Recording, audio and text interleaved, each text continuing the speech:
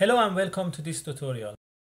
Let's go to CAM Assist tab, and before I click on Software Designer, let's go to Part Navigator, and here you can see I don't have any body defined as my JAWS.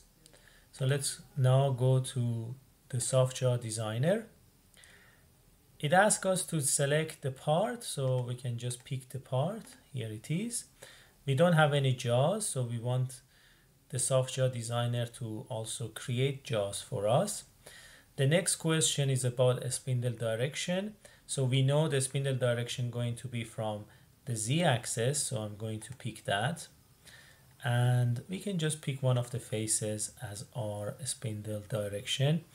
And for the opening direction of the jaws, as you can see, these jaws are going to be moving in y-axis like this. So I'm going to pick one of the side faces as our opening direction. I'm going to keep the interlock prevention and multi-level option on, but I'm not going to change anything else. Of course, you can always modify the size and geometry of the jaws and the position of the jaws, but I'm just going to press OK.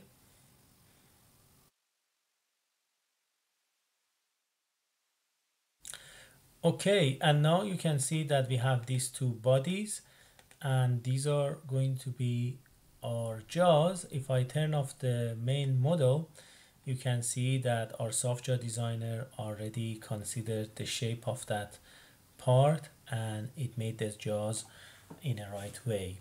Thank you very much for watching this video, and I see you in the next tutorial.